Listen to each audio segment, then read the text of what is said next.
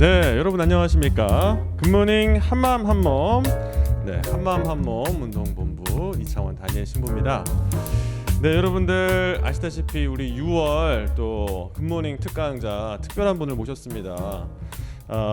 이번 특강 주제는 내가 만난 하느님. 네, 내가 만난 하느님이고 또 우리 특강해 주실 분은 안성준 안토니오 형제님이십니다. 네, 안성준 형제님은 작곡가 겸 생활성가 가수로서 포도나무 선교단의 단장으로 활동하고 계시고, 여러분들 그 우리 굿모닝 굿모닝 아니지 그 미사 그 생명 나눔 미사 도와주는 최준익 막시모 형제 있잖아요. 네, 오늘 생일이고 축일인데 그 막시모 형제랑 또 친하시고, 또 하는 일마다 잘 되리라 그 노래 아시죠? 하는 일마다 잘 되리라. 이 노래. 나 진짜 요즘에 너무 오버하는 것 같아. 한마음이어가지고. 네, 그 노래를 또 우리 작사 작곡하셔가지고 또 우리 준익 형제에게 주신 아주 훌륭하신 아주 그런 작곡가 겸 생활성 가수로 활동하고 계십니다. 지금은 남양주 쪽에서 또 농사를 또 하시면서 네, 아주 또 오늘 생활 나눔과 신앙의 체험들 성가와 함께 풍부하게 여러분들께 전해드릴 예정이니까요. 꼭 많은 분들 시청해 주시길 바랍니다. 네, 안성준 안토니오 형제님을 박수로 모시겠습니다. 네, 어서 오세요. 찬유예수님, 네, 반갑습니다. 소개받은 안성준 안토니오입니다. 얼마 전에 이창원 다니엘 신부님하고 사석에서 이렇게 만났었는데, 이렇게 나와서 이렇게 좀 신앙 이야기도 해주고 좀 해달라고 부탁을 하셨는데 제가 거절했었어요. 아니, 거기 신부님들 나오셔서 이렇게 강의하시는 그런 큰 곳인데 제가 평신도가 제가 나가서 무슨 말을 하겠습니까? 그랬더니 신부님께서 그냥 사시는 얘기 해주세요 라고 부탁을 하셔서 용기를 내서 이 자리에 서게 됐습니다. 오늘 여러분들 이렇게 방송으로나마 뵙게 돼서 너무 반갑고, 오늘은 여러분들 지금 방송을 보고 계신 여러분들도 전부 하느님 다 만나셨으리라 생각합니다. 하느님께서는 그 사람 성향과 또 환경과 또 여러 가지를 통해서 그 사람에 맞게 이렇게 만나주시는 것 같아요. 네. 이렇게 좀 선하고 이렇게 착하신 분들은 또 이렇게 부모님을 통해서 또 이렇게 신앙을 물려받기도 하고, 또 혼자 스스로 또 성당을 가서 교리를 받고 또 세례를 받으시는 분도 제가 이렇게 여러 분 이렇게 뵀습니다. 근데 저 같은 경우에 너무 정말 완악했고 고집도 세고 교만했고 오만했고, 정말 세상에서 돈이면 다 되는 줄 알고 너무 교만했기 때문에 주님께서 저는 좀 특별히 좀 강하게 세게 만나주신 것 같아요. 그래서 오늘은 제가 만난 하느님을 여러분들에게 좀 이렇게 소개시켜드리는 시간을 가질까 합니다. 우선 시작하기 전에 시작 기도로 제가 2014년도에 제가 그런 기도를 이렇게 드리게 됐어요. 주님, 제 삶이 제가 주님 살아오셨던 그 삶을 좀 담게 해주세요 라는 어떤 그런 기도를 하면서, 그런 기도를 제가 이렇게 짧은 성가로 이렇게 만든 곡이 있거든요. 담게 하소서라는 곡인데, 이 곡을 시작 기도로 먼저 바치고 시작하도록 하겠습니다.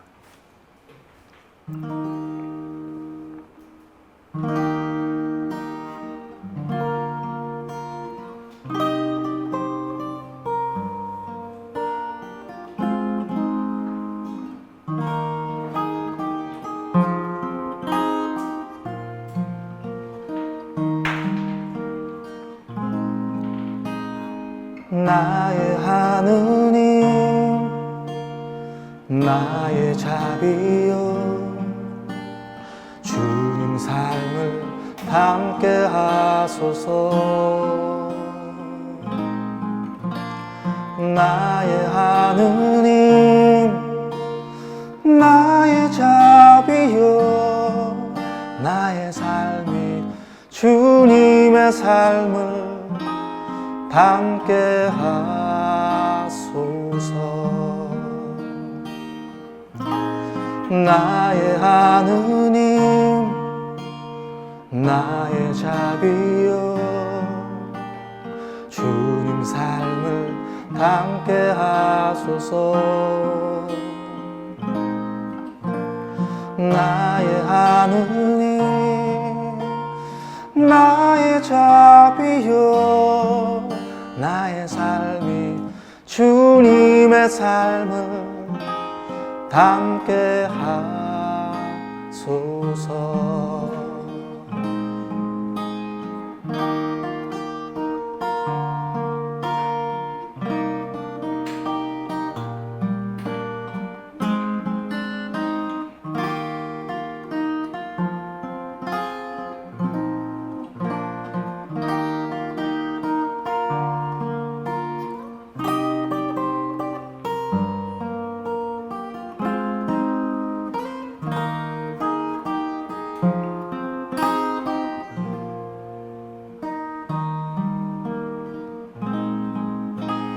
나의 하느님, 나의 자비여, 주님 삶을 담게 하소서. 나의 하느님, 나의 자비여, 나의 삶이 주님의 삶을 담게 하소서.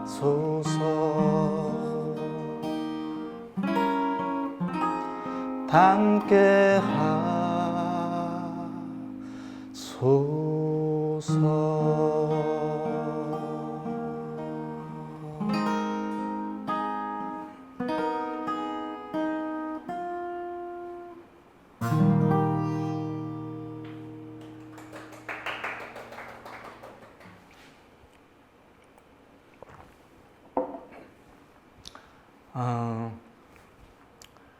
부끄러운 저의 이야기를 할 시간인데요.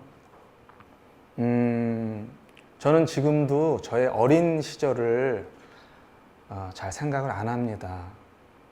좋은 기억이 거의 없었고요. 저의 세대 또래 그 아버님들이 그런 아버님들이 많으셨던 것 같아요. 저희 아버님께서는 중증 알코올 중독자셨어요. 그리고 일체 가정을 돌보지 않으셨어요. 저희 어머니가 행상 같은 거 이렇게 하시면서 생계를 꾸리셨고, 저는 어린 시절부터 저희 아버지가 너무너무 싫었습니다. 저희 집에 저 사람 좀 없었으면 좋겠다.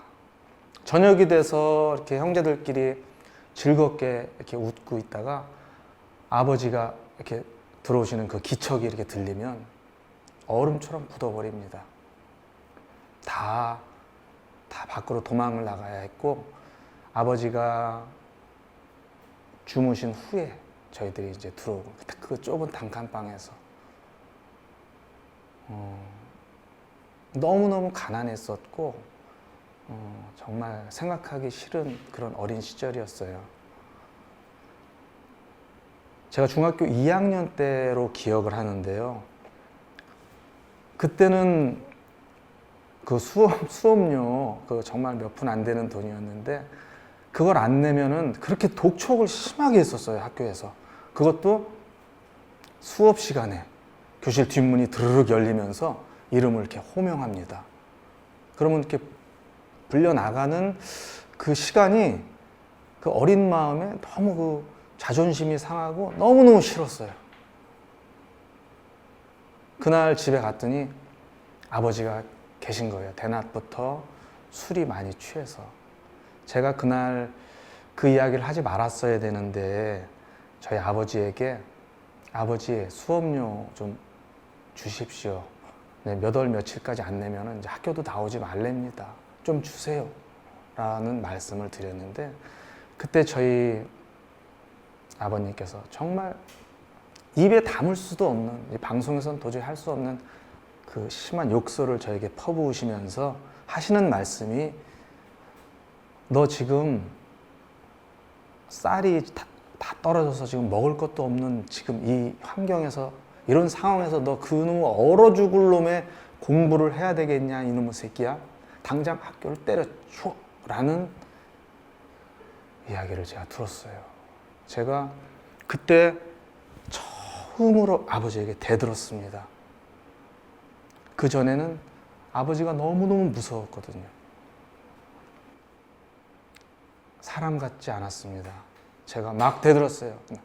언제 아버지가 한 번이라도 수업료 주면서 그런 소리 하시냐고. 그랬더니 이놈의 새끼 그러더니 뭘 탁 집어서 저에게 확 던졌는데 너무 가까이에서 너무 세게 던졌기 때문에 피할 수가 없었습니다. 유리로 된 그 무거운 재털이었습니다. 그게 제 코와 입 사이에 정확하게 맞았습니다. 딱 맞았는데 정신이 없더라고요. 정말 그 영화 이렇게 만화 영화에서 보면 머리 맞으면 이렇게 별이 반짝반짝거리죠. 정말 별이 반짝반짝거리면서 귀 속에서 우웽 소리가 들리면서 아무 생각도 들지 않았습니다. 뭐가 입에서 뭐가 툭툭 떨어져서 봤더니 핏덩어리였습니다. 그 상처를 손으로 막고 무작정 뛰쳐나와서 봤더니 앞니 3개가 뒤로 다 밀리고 그 상처가 너무 심하게 찢어져서 혀가 그 사이로 나왔습니다. 제가 그때 아마 조금 더 용기가 있었다면 아마 그때 죽었을 겁니다. 그날 이후로 저는 너무 큰 상처를 받았고 저의 꿈은 오로지 아버지로부터의 독립이었습니다. 정말 희망이 없었습니다. 그래, 이런 집구석에서 그래, 무슨 공부냐. 제가 공부를 되게 잘했거든요. 5등 밖으로 밀려나간 적이 없었었는데 어린 마음에 너무 절망이 컸습니다. 왜 나는 이런 집구석에서 태어났을까? 그때부터 저는 이제 밖으로 돌기 시작했고 술과 담배를 하기 시작했습니다. 중학교 2학년 때부터. 키도 요만했었는데 내 스스로를 망가지고 막 사는 것이 아버지에 대한 복수라고 생각했습니다. 그 어린 마음에. 그렇게 친구 집을 전전하며 정말 그렇게 살다가 정말 고등학교도 들어갈 수 없는 형편이고 상황이었는데 장학생으로 내신 성적으로 뽑는 고등학교가 있다고 저희 담임선생님이 말씀해 주셔서 서울 북공고에 이제 장학금을 받고 입학을 하게 되었고 학교 근처에서 자취하는 친구 집에서 이제 더부살이를 하면서 수업 끝나면 정말 가방 팽겨쳐 놓고 밤이면 밤마다 그 일대를 돌아다니면서 왜 이렇게 싸움을 하고 다녔는지 모릅니다. 제가 정말 자랑은 아닌데 하느님께서 저에게 이 음악과 미술 쪽의 재능을 주신 만큼 싸움을 하는 재능을 주셨어요. 정말 무식하게 싸웠습니다. 병을 들고 달려드는 상대를 무서워하지 않았어요. 그냥 한 대 맞고 들어가면 되니까. 방송에서 말할 수 없는 정말 무지막지하게 살았습니다. 왜 그렇게 싸우고 다녔는지 몰라요. 그러다가 저희 이렇게 사는 집 앞에서 우연히 너무너무 예쁘게 생긴 여학생을 제가 보게 되고 첫눈에 그냥 반해버렸습니다. 가슴이 막 두근두근 거리는데 어떻게 뭐 할 수가 없더라고요. 그런데 그 여학생이 이 기타 치는 남학생한테 껌뻑 죽는다라는 정보를 제가 입수를 하게 되었습니다. 그래서 그날 이후로 저는 사생결단의 각오로 기타를 치기 시작했고 사실 제가 5학년 때부터 혼자 기타를 치기 시작했었어요. 저는 지금까지 단 한 번도 어디서 음악 교육을 받아본 적이 없습니다. 혼자 독학으로 음악을 했었고 뭘 배울 수 있는 형편도 안 됐었고 어린 시절에는 그런데 하느님께 정말 감사드리는 것은 저에게 그 달란트를 주신 것 같아요. 제가 기타를 얼마나 열심히 쳤는지 정말 학교도 안 가요. 학교도 안 가고 하루에 한 10시간씩을 한 6개월 정도를 기타를 친 것 같아요. 어느 날인가 기타를 치는데 새벽에 세수를 하는데 양쪽 코에서 코피가 나오더라고요. 얼마나 기타를 열심히 쳤는지. 근데 이제 더 하고 싶은데 체력이 안 되는 거예요. 운동도 좀 하면서 해야 되는데 너무 앉아서 기타만 치니까. 그리고 이제 그렇게 연습을 하다 보니 자신감이 딱 생기더라고요. 이 정도면 넘어오겠다. 그래서 기타를 들고 밖으로 딱 나왔더니 2달 전에 이사를 가고 이제 없더라고요. 그렇게 저는 이제 이 기타를 치기 시작했고, 그때 저의 마음속에 강하게 든 생각은 내가 앞으로 음악을 해야 되겠다 라는 생각이 아주 강하게 들었습니다. 내 갈 길은 음악이다. 그때 주님께서 어떻게 그런 열정을 주셨는지 그때부터 공부를 하기 시작했는데요. 화성학 책을 사서 작곡을 공부하기 시작했고, 도대체 대학교에선 뭘 가르칠까 너무 궁금해서 몰래 숨어 들어가서 강의도 제가 몰래 들어본 적도 있고, 정말 음악을 제가 배울 수 있는 것이랑 수단과 방법을 가리지 않고 음악 공부를 하기 시작했고, 정말 운 좋게 제가 또 군악대를 들어가면서 군 생활을 하면서도 계속 음악을 할 수 있게 됐어요. 지금 생각해 보니까 음악이 아니었다면 저는 지금 이 자리에 없을 것 같아요. 그때 같이 이렇게 생활하고 놀던 그 친구들은 물론 지금은 이제 연락이 다 끊겼지만 가끔 소식이 들리는 걸 들어보면 싸우다가 많이 죽었고 또 불구자가 된 친구도 있고, 저는 정말 하나님께 감사드립니다. 그렇게 저는 이제 군 생활을 음악을 계속하면서 이제 가수의 꿈을 제가 그때부터 꾸기 시작했어요. 그래, 나는 제대하면 가수가 될 거야. 그러면서 곡을 쓰기 시작했습니다. 제가 군대에 있을 때부터 곡을 쓰기 시작했고 곡을 많이 만들어 놨어요. 그리고 제대하자마자 아파트 짓는 건설 현장에서 제가 3개월 동안 그 막노동을 했습니다. 그래서 돈을 하나도 안 쓰고 그 돈을 다 모아서 되게 좋은 기타를 샀어요. 아주 고가의 좋은 기타를 한 대 사서, 그때 당시 부산하고 대전에 통기타 가수들이 설 수 있는 좋은 무대들이 많았습니다.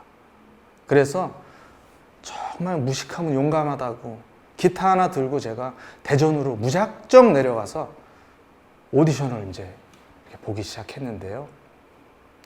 정말 운 좋게도 오디션에 합격을 해서 제가 노래를 이렇게 하게 됐어요. 통기타 가수로. 그런데 나중에 알고 봤더니 그곳이 엘브즈 음악 감상실이라는 곳인데, 그곳은 대전에서 통기타 가수들의 꿈의 무대였습니다. 정말 그 무대에 서기 위해서 많은 신인 가수들이 매일 와서 오디션을 받고, 여러분들 가수 신승훈 씨 아시죠? 신승훈 씨가 거기서 노래를 했었습니다. 그때 당시 무명이었죠. 저 다음에 이제 이렇게 하셨었는데, 그러다 보니 그곳에 앨범을 제작하시는 제작자들이 신인 가수를 발굴하러 많이 오셨어요. 항상 기회가 있었습니다. 그래서 저도 근처 스튜디오에서 제가 만든 곡으로 제가 다 녹음을 해갖고 카세트 테이프를 항상 가지고 다녔어요. 그러다가 어떻게 계기가 되어서 녹색지대라는 그 남성 듀엣이 있었어요. 뭐 사랑을 할 거야 뭐 그런 노래 불렀던 그 녹색지대에게 제가 만들어서 제가 하려고 했던 곡을, 작사 작곡한 곡을 3곡을 어떻게 이렇게 주게 되면서 대중 작곡가로 데뷔를 하게 되었습니다. 그러면서 많은 가수들에게 이제 곡 의뢰를 받기 시작했고, 제 데모 테이프를 우연히 들으신 굉장히 큰 음반 기획사 사장님이 이 데모 테이프에 이 곡을 만든 사람을 찾아와라. 그래서 저를 굉장히 오랫동안 찾았대요. 그렇게 해서 저는 회사에 낙하산으로 취직을 하게 되었습니다. 그때 당시. 그러면서 앨범 기획 1팀 실장까지 제가 어린 나이에 저희 회사 사장님께서 저를 굉장히 인정해 주셨어요. 너는 천재 작곡가다 라고 항상 표현을 했고, 제가 그때 당시 신인 가수들을 발굴해서 남녀 혼성 3명을 이렇게 발굴을 해서 노래 연습을 시키고 제가 만든 곡을 주고, 그때 당시 컴퓨터 음악이 처음 시작될 때인데 미디 음악으로 음악도 만들고 해서 그 음악을 만들어서 그 만든 그 데모 테이프로 그때 외국계 회사 EMI에 속해 있는 레볼루션 넘버 9이라는 외국계 음반 회사가 있었어요. 거기서 제가 그때 당시 1억 3천만 원을 제가 받아냈습니다. 그 앨범의 제작비로 마이킹을 받아냈습니다. 그렇게 큰 일을 하다 보니 가뜩이나 저희 회사 사장님은 저를 되게 신임했었는데 저를 더 신임했고 모든 결정권을 저에게 다 주셨어요. 그리고 저에게 그때 당시 보너스로 사브라는 그 외제차를 한 대 선물로 주셨어요. 그리고 제가 곡이 잘 안 나온다 그러면 그때 당시 300만 원씩 주셨어요. 어디 외국 괌이나 사이판 같은 데 가서 조용한 데 가서 곡 작업하고 오라고. 정말 그때 당시 지갑이, 접히는 지갑이 10만 원권으로 항상 꽉 차 있어가지고 이게 접히질 않았었습니다. 반면 밤마다 그 외제 승용차를 끌고 압구정동 또 옆구정동 그 뒷구정동을 헤매고 다니면서 참 정말 그리고 돈이 생기니까 세상 것을 즐기면서 죄에 빠지기 시작했는데요. 정말 비싼 옷만 입었습니다. 조르지오 아르마니 같은 거, 남방 하나에 그때 당시 100만 원이 넘는 그런 남방. 정말 먹을 것도 비싸고 맛있는 것만 골라 찾아다녔고, 그것이 어린 시절 제 가난했던, 정말 하고 싶은 거 하지 못했던 제 안에 상처라는 사실도 모르고 그렇게 저는 세상 것을 즐기면서, 그때 당시 저의 꿈은 또 그거였어요. 나는 세상 사람들이 하는 건 다 해보고 죽을 거야. 나는 너무 불우하게 자랐어. 갖고 싶은 거 한번 가져보지도 못하고 정말 나는 다 해보고 죽을 거야 라는 생각으로 가득 차 있었습니다. 이것도 재미없어. 이것도 해보니까 별거 아니네. 그러면서 외국으로 다니면서 카지노를 드나다니면서 도박도 해보고, 이것도 해보니까 그래, 뭐 좀 재밌는데 별거 없네. 뭐 더 자극적이고 재밌는 거 없을까? 그러다 대마초, 그러다 코카인이라는 마약까지 걷잡을 수 없이 빠져들었습니다. 그렇게 살고 있었는데 IMF가 터졌습니다. IMF가 터지면서 음반 회사들이 거의 다 문을 닫았고 신인 가수의 앨범을 제작하는 회사가 단 한 군데도 없었어요. 그러니 곡을 의뢰하는 것도 없었고 일이 완전히 다 끊겼습니다. 그리고 제가 그때 운전하다가 사고를 이렇게 내면서 합의금으로 제가 조금 모아놨던 돈이 한꺼번에 다 날아가 버렸습니다. 갑자기 어려워졌어요. 흥청망청 쓰던 습관은 남아있고 수입은 없으니까 뭐 한순간에 어려워지더라고요. 그렇게 어렵게 그 방배동 그 지하 작업실에서 작업을 하면서 살고 있던 어느 날 함께 음악하던 친구가 있었는데요. 그 친구는 여러분들 TV 광고에서 보면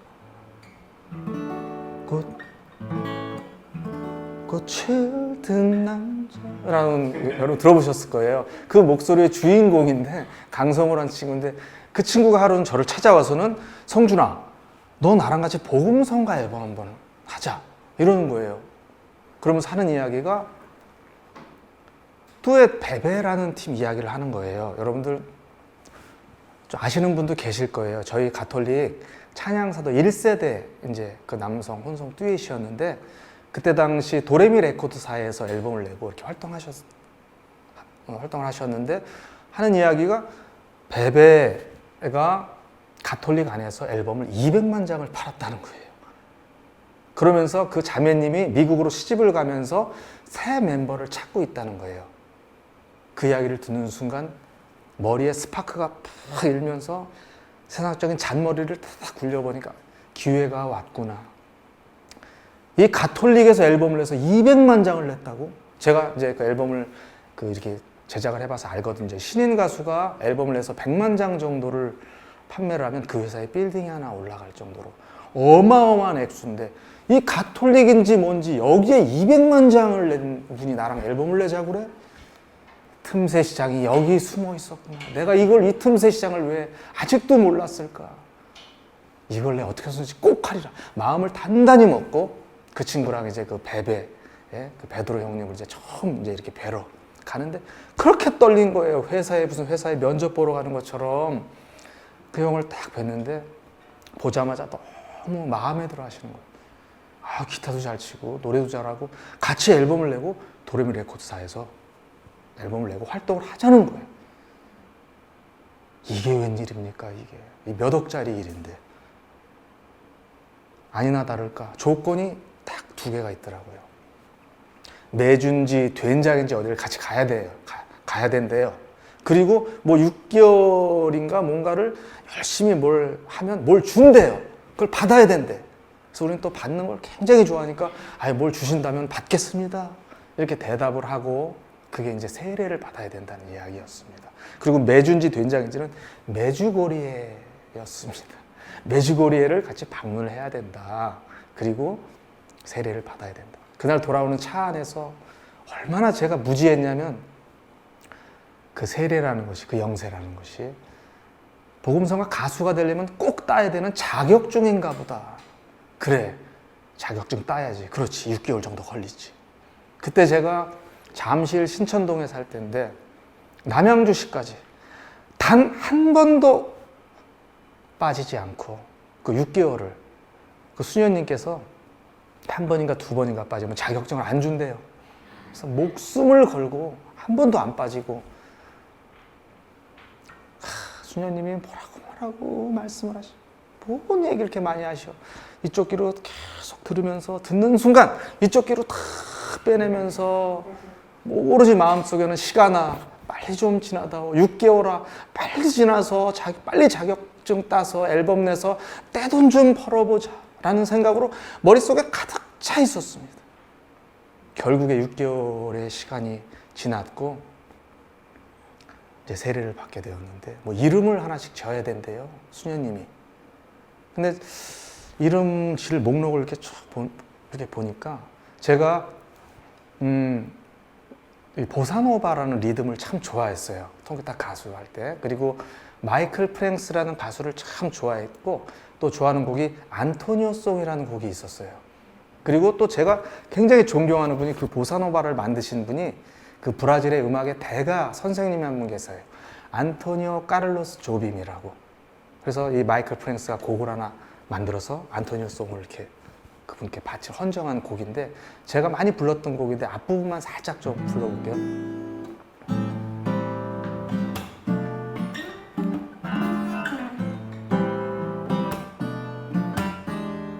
Antonio lips like playboy Antonio plays for true Antonio says our friendship is a homemade fool 네, 뭐 이런 곡이에요. 제가 좋아하는 안토니오 송인데 이름을 지으려고 이렇게 봤더니 목록에 이게 웬일입니까? 안토니오가 있는 거예요. 거기 안토니오가. 그래서 수녀님, 저 안토니오로 하겠습니다. 그래서 제가 본명이 안토니오가 됐는데 저는 본명, 세례명 앞에 성을 붙이는 걸 몰랐어요. 제가 그걸 알았다 그랬으면 절대 안토니오를 안 하고 다른 걸 했을 거예요. 이상하게 사람들이 저를 볼 때 안토니오가 아니래요. 저보고 안토니오라고. 제가 그렇게 무지했습니다. 그렇게 세례를 받고 참 그 사진을 지금 볼 수가 없어요. 세례 받을 때 그 찍은 사진이 과관입니다. 정말 제가 지금도 이렇게 머리가 길다고 하시는 분이 많은데 정말 단정한 겁니다. 이게 머리를 그때 심하게 길었었고 머리를 노랗게 또 염색을 했었고 결정적으로 이렇게 큰 귀걸이를 차고 다녔었습니다. 그리고 그 같이 이제 그 세례받은 그 꽃을 든 남자 그 친구는 그때 당시 이승환이라는 가수의 전속 백코러스도 하고 또 타악기도 치면서 공연도 같이 다니고 정말 실력 있는 친구였어요. 그 친구는 무슨 어디서 공연을 하다 왔는지 끝나고 뭐가 있는지 머리를 사자처럼 산발하고 회색으로 나는 노랗고 이 두 놈이 그 단정한 사람들 틈속에 나란히 그 이렇게 꽃다발을 안고 그 사진 찍은 그 모습을 볼 때마다 참 정말 부끄럽습니다. 자, 이제 앨범 각고의 노력 끝에 하모니 베베라는 한 1년여를 어렵게 노력을 해갖고 녹음을 해갖고 앨범이 나왔습니다. 정말 이제 떼돈 벌 일만 남았구나. 그동안 고생 많았다, 홍준아. 막 나를 다독이면서 앨범이 나왔다는 이제 소문이 나니까 평화방송 TV에서 섭외가 들어오기 시작하는데 이 듀엣 베베가 지명도가 있어서 이제 그랬나 봐요. 야, 첫 방송을 이제 딱 하게 됐습니다. 근데 아까도 말했듯이 정말 하느님을 알기 전이었고 노란 머리에 그 귀걸이를 차고 그 성가를 하면서 이 기타를 문지르면서 가서 막 이렇게 했던 것 같아요. 제발 그 자료 화면이 없어졌기를 전 지금도 기도하고 있습니다. 그렇게 어렵게 이제 딱 무대에서 내려왔더니 봉투를 주는 거, 출연료를 주시는데 베베 팀이라 다른 팀에 몇 배를 드렸습니다. 그러는 거예요. 그래서 봉투를 이제 딱 봤더니 5만 원이 들어있는 거예요. 5만 원이.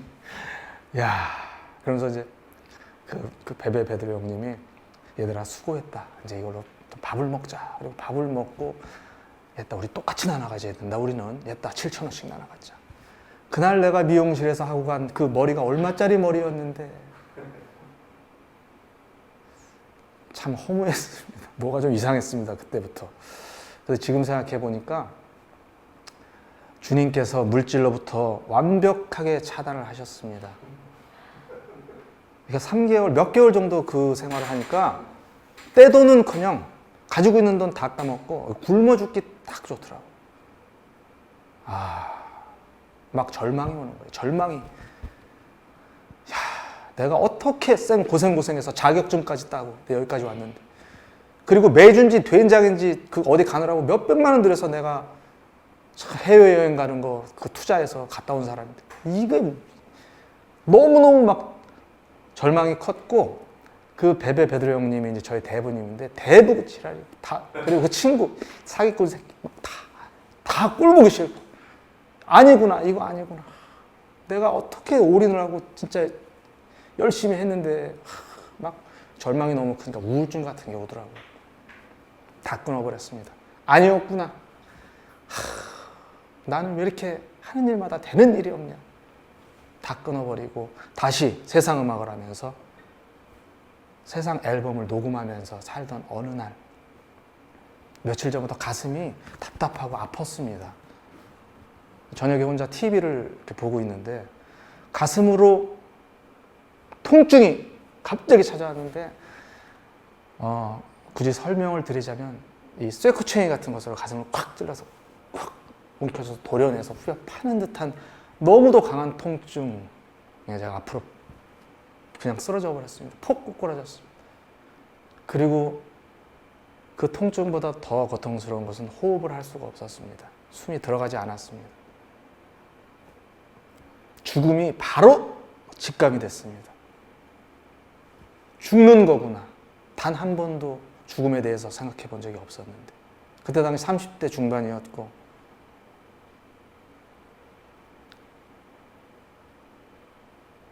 그 순간 한 귀로 듣고 다 틀린 줄 알았던 그 수녀님이 말씀하셨던 하느님이 생각이 났습니다. 너무너무 살고 싶었습니다. 너무 두려웠습니다. 그 죽는다는 것이. 전화기 있는 곳까지도 갈 수도 없었습니다. 숨이 쉬어지지 않았습니다. 하느님 살려주세요라면서 울부짖기 시작했습니다. 숨도 잘 쉬어지지 않는 그 상황에서 하느님 살려주세요. 하느님. 얼마나 오열을 하면서 바닥에서 뒹굴렀는지 모릅니다. 정말 지푸라기라도 잡고 싶은 심정으로 계신지도 모르는 하느님께 소리를 질렀습니다. 살려달라고. 얼마 동안 그렇게 울부짖었는지 모릅니다. 한 번만, 딱 한 번만 살려달라고. 딱 한 번만 살려달라고. 그렇게 절규를 하다 보니까 숨이 좀 쉬어졌습니다. 제가 엉금엉금 기어서 소파에 이렇게 팔을 기대고 무릎을 꿇고 이렇게 앉게 되었습니다. 얼마 동안 제가 그러고 있었는지는 잘 기억이 안 나는데요. 너무너무 놀랬습니다. 망치로 머리를 한 대 맞은 것 같았습니다. 정말 그때까지 친구들에게 야, 나는 오래 살고 싶지 않아. 그냥 굵고 짧게 그냥 대곡 하나 쓰고 멋있게 그냥 짧게 그냥 살다 그냥 갈란다 라고 했던 것이 얼마나 허세였고 정말 그 죽음이 진짜 제 앞에 맞닥뜨리니까 너무너무 두려웠습니다. 살고 싶었고 제 안에 그렇게 삶에 대한 욕구가 강한지 몰랐습니다. 그때 병원에 가야 되겠다는 생각도 들지 않았습니다. 그 순간에는. 나중에서야 제가 병원에 가서 급성 심근경색이었다는 사실을 알게 되었고 죽지 않은 게 이상하다고 의사 선생님이 그러셨습니다. 안 죽은 게 이상하다고. 제가 무릎을 꿇고 앉아서 저의 삶을 뒤돌아보았습니다. 내가 너무 잘못 살았구나. 근데 그 순간 저희 아버지 생각이 났습니다. 아니, 그 순간에 저희 아버지 생각이 나는 거예요. 그러면서 제가 태어나서 처음으로 저희 아버지가 불쌍하게 느껴졌습니다. 그 순간에 저희 아버지가 저에게 가끔 전화를 했어요. 제가 돈을 잘 버는 걸 아시고 가끔 전화해서 돈을 좀 보내라고 전화가 왔습니다. 저는 사람 같지가 않았습니다. 너무너무 어떻게 당신이 나한테 전화를 해서 나한테 돈을 보내라 소리를 할 수 있는 어떻게 저 사람 저렇게 뻔뻔스러울 수가 있을까? 내 안에 우리 아버지의 유전자가 내 안에 흐르고 있다는 것이 너무너무 싫었습니다. 저는 제가 사람같이 대하지 않았었습니다. 저희 아버지를. 다시는 나한테 전화할 생각도 하지 말고 전화도 하지 말라고. 그렇게 모질게 제가 대했던 저희 아버지가 그 순간 불쌍하게 느껴졌고 아버지가 술만 드시면 나 어린 시절부터 계속 하시던 말씀이 생각이 났습니다. 저희 할아버지가 저희 큰아버지만 큰아들이라는 이유로 공부를 시켰고 저희 아버지는 둘째라는 이유로 국민학교도 간신히 나오고 머슴처럼 맨날 땔감 나무하러 다니고 할아버지한테 맞으면서 당신은 그렇게 살았노라고 그러면서 할아버지를 원망하고 세상을 원망하던 그 말씀이 그 순간 생각나면서 너무 아버지가 불쌍하게 느껴졌습니다. 아버지도 할아버지에게 정말 그 피해자구나, 이분 피해자. 그러면서 내가 그 아버지에게 정말 모질게 대했던 그것이 생각나면서 막 그냥 주체할 수 없는 눈물이 막 쏟아졌습니다. 오열이 나오기 시작했습니다. 나중에 봤더니 눈물과 콧물과 침으로 이 소파가 다 젖을 정도로 그렇게 울었더라고요. 아버지 용서해 주세요. 아버지 제가 잘못했어요. 하면서 그 오열을 하는 순간에 정말 주님께서 이상한 체험을 저에게 주셨습니다. 두 발이 갑자기 불 속에 집어넣은 것처럼 두 발이 뜨겁기 시작했습니다. 어떻게 할 수가 없었습니다. 너무 뜨거워서 막 불이 타는 것 같은 그 뜨거운 기운이 두 발을 타고 제 무릎으로, 허벅지로, 허리로, 가슴으로 올라와서 머리 위로 올라와서 제 온몸을 훑고 머리 위로 빠져나가는 것이 아주 정확하게 느껴졌습니다. 제가 다시 쓰러졌거든요. 그 기운이 너무 강렬하고 세서 막 온몸이 덜덜 막 떨리면서 온몸이 타는 듯한 그 이상한 기운에 저는 그 순간에 너무 두려웠습니다. 사람이 임종 순간에 겪는 현상이구나 이렇게 생각을 했습니다. 이제 진짜 죽는구나. 근데 슉 빠져나간 것이 정확하게 그때는 몰랐지만 지금에 와서 생각을 해보니까 평생 증오하던 저의 아버지를 내가 진심 어린 마음으로 용서함으로써 그 용서를 통해서 성령님께서 저의 병든 몸과 마음과 저의 영혼을 다 만져주시고 가셨다고 저는 지금도 확신을 합니다. 그러면서 책꽂이에 꽂혀있던 성서가 제 눈에 딱 들어오는 거예요. 저희 대부님께서 저 영세 받을 때 주셨던, 선물로 주셨던, 단 한 번도 펼쳐보지 않았던 성서, 그때 당시 옛날 성서, 지금 성경 말고 그거를 손을 덜덜덜 떨면서 이렇게 떨면서 두꺼운 것을 처음으로 탁 펼쳤습니다. 그때 한 구절만 제 눈에 이렇게 크게 딱 들어왔습니다. 토빗 7장 17절 말씀이었습니다. 얘야, 용기를 내어라. 하늘의 주님께서 너의 슬픔을 거두어 주시고 기쁨을 내려 주실 것이다. 얘야, 용기를 내어라. 라는 말씀이었습니다. 그 말씀을 보는 순간 온몸에 소름이 정말 쫙 돋으면서 하느님이 살아 계시다는 사실을 하느님께서 그 순간 하느님의 은총으로 알게 해 주셨습니다. 저는 그렇게 하느님을 만나게 되었습니다. 그날 이후로 저의 삶은 많은 것이 바뀌게 되었습니다. 모든 중독된 거로부터, 지금은 뭐 술도 한 잔씩 마시지만 중독된 모든 것으로부터 다 끊게 해주셨고, 담배도 정말 하루에 막 3갑 이렇게 피웠었고, 정말 다 끊게 해주셨고,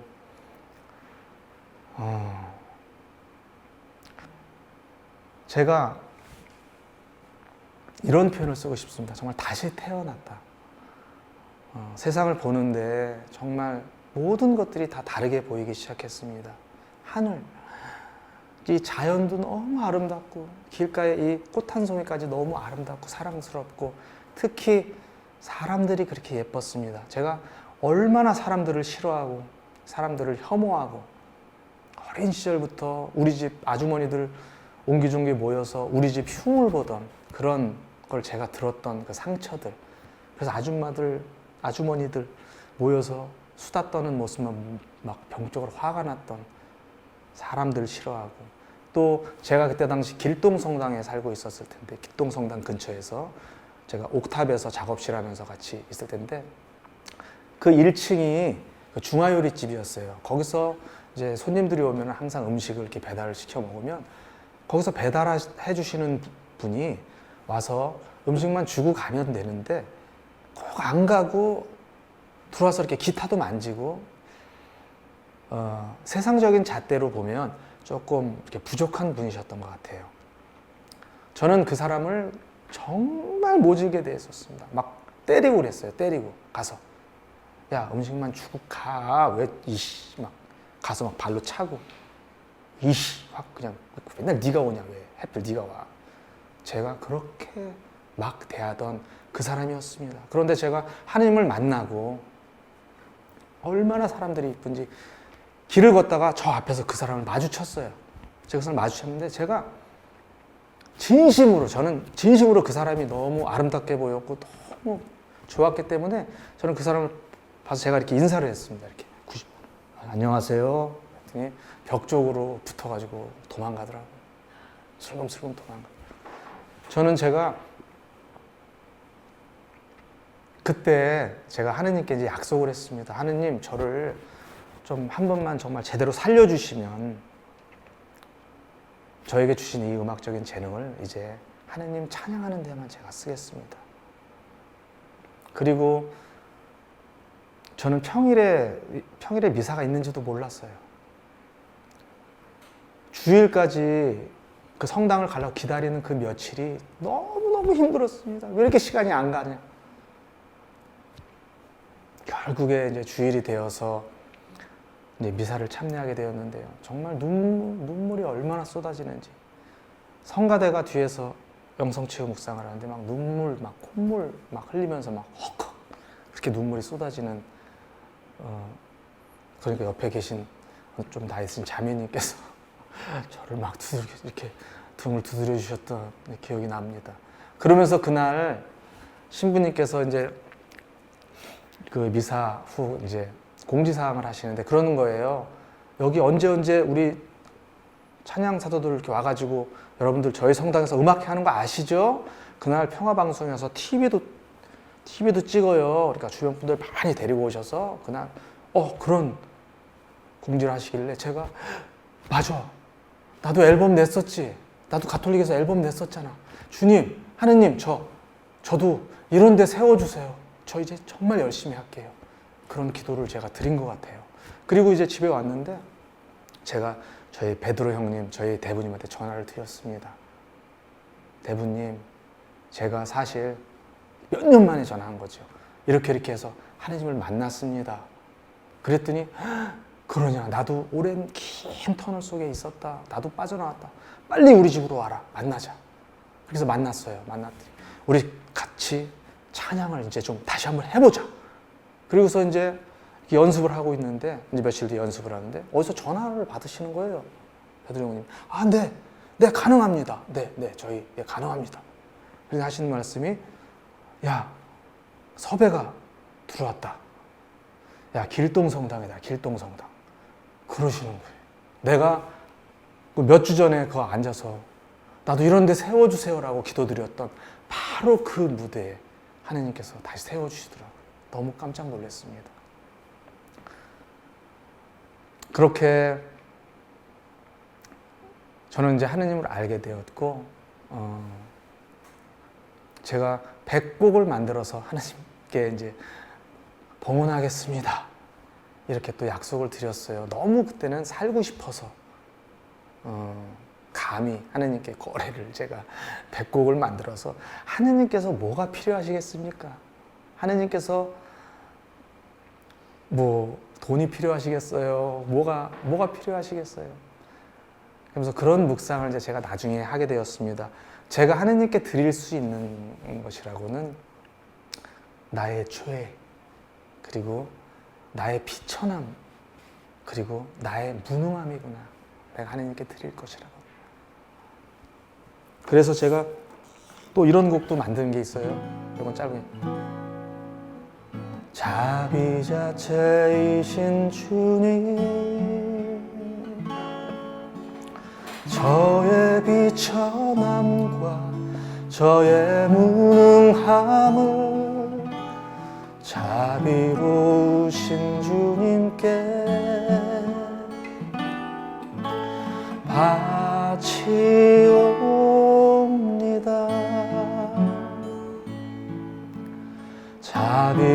자비자체이신 주님,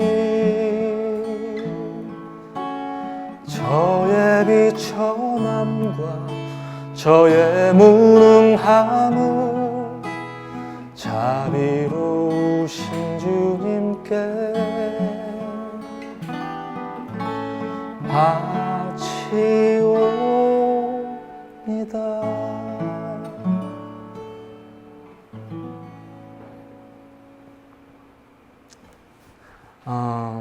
그렇게 저는 이제 그래서 2004년도에 포도나무 찬미 선교단이라는 그 팀을 결성을 해서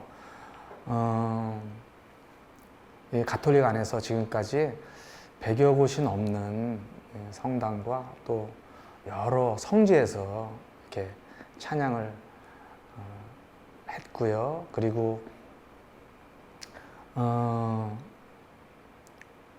저희 포도나무 팀에서 이제 같이 찬양을 이렇게 피아노 치면서 노래하던, 제가 그때는 누나 했었죠. 저보다 좀 나이가 많은 6살 연상인데 누나 하다가 어떻게 하느님께서 맺어주셔가지고 포도나무 팀 활동을 하면서 이제 또 결혼도 하게 되었고 함께 이제 부부가 이렇게 찬양을 하게 됐어요. 근데 저희 집사람이 건강이 너무너무 안 좋습니다. 결혼 6개월 만에 자궁 안에 근종이 큰 게 있다는 건 알고 결혼을 했는데 그것이 너무너무 컸기 때문에 자궁만 드러낼 수 없어서, 근종만 드러낼 수 없어서 자궁까지 다 드러내는 수술을 하게 되었고 아기도 못 갖게 되었고 그때부터 몸의 바란스가 깨지면서 난소의 악성 종양 그거 투병하면서 제가 그래서 농사를 짓기 시작했고요. 정말 일체 화학적인 것은 배제하고 퇴비까지 다 만들어서 이렇게 좋은 먹거리를 좀 줘야 되겠다라는 생각에 농사를 짓기 시작했고 또 완치를 또 이렇게 받게 되었습니다. 하느님께서 이 얘기도 참 긴데 하느님께서 또 완치도 해주셨고 그 이후에 또 자꾸 넘어지는 거예요. 잘 안 보인대요, 갑자기. 그래서 병원에 가서 봤더니 급성 녹내장이 왔습니다.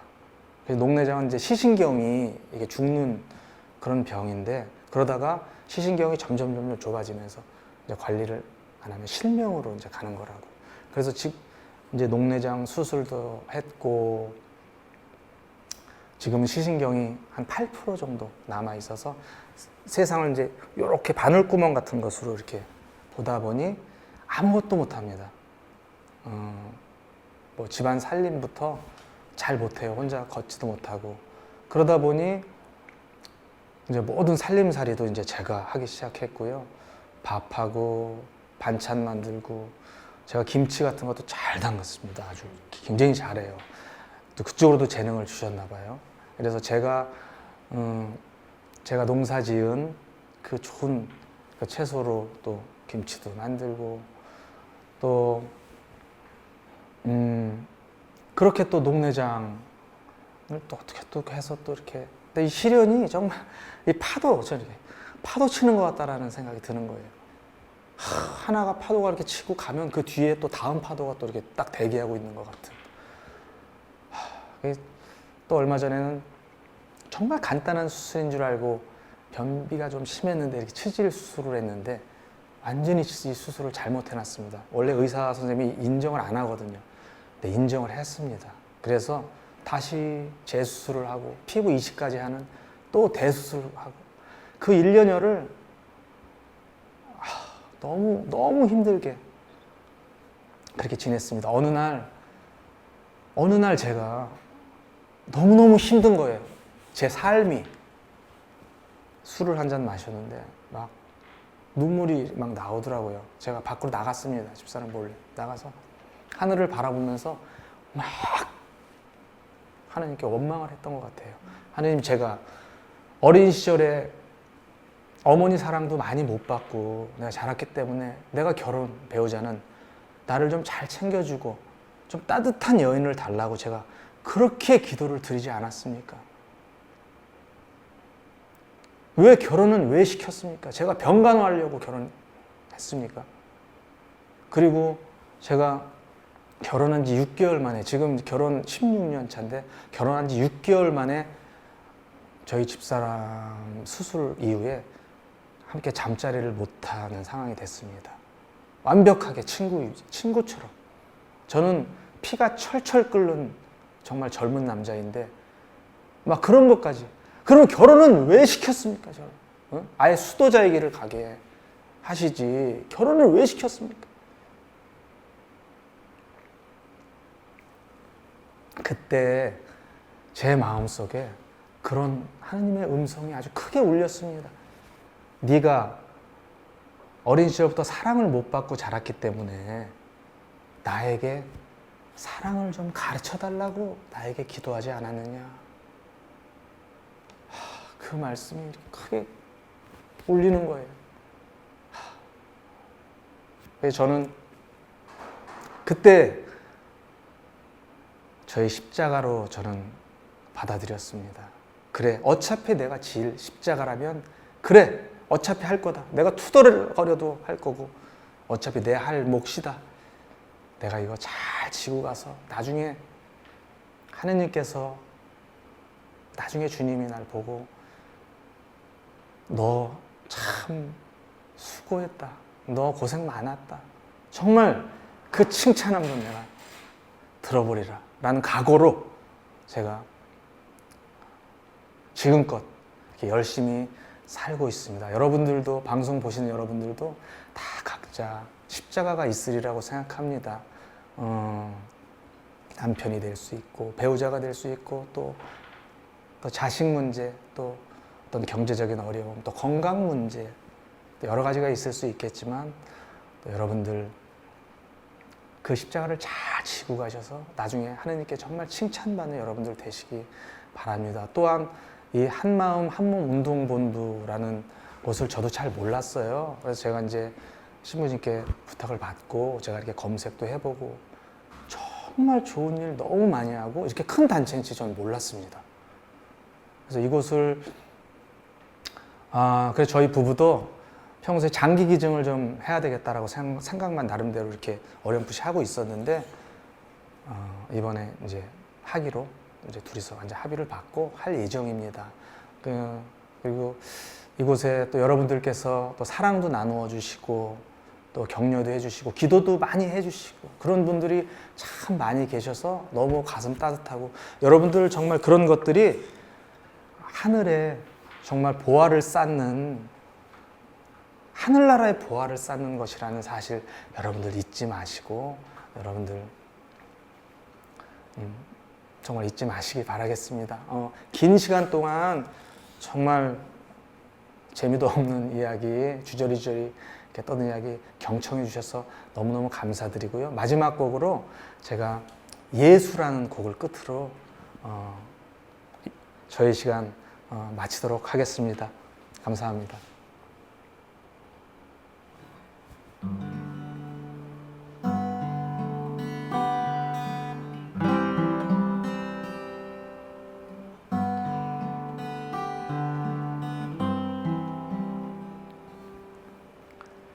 주님 날 위해 지신 십자가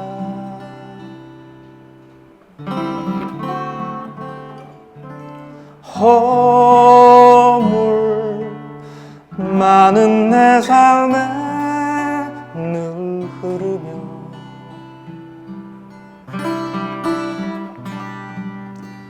죽었던 내 영혼 살리시네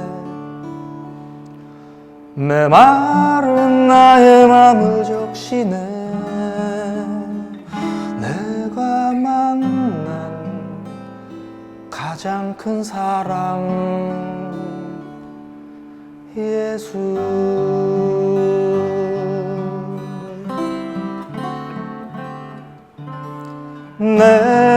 내가 예수 그리스도와 함께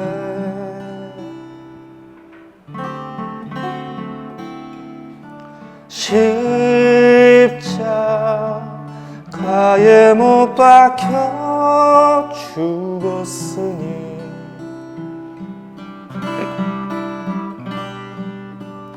이제 내가 사는 것 아니요 오직 내 안에 그분이 사는 곳 내가 만난 가장 큰 용서 예수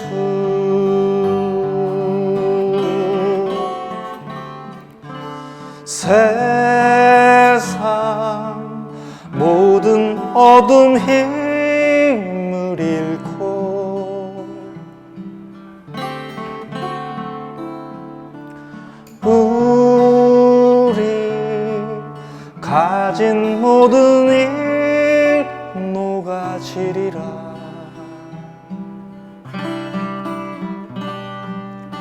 어떻게 그 길 걸을 수 있을까 어떻게 그 길 걸을 수 있나 내가 만난 가장 큰 이름 내가 만난 가장 큰 이름 내가 만난 가장 큰 이름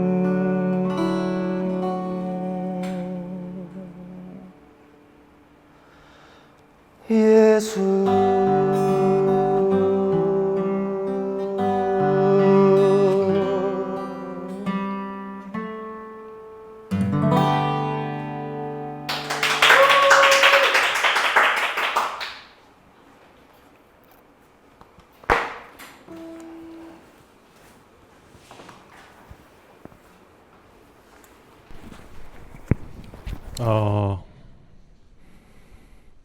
가슴이 먹먹해져가지고 저는 우리 안성준 안토니오 형제님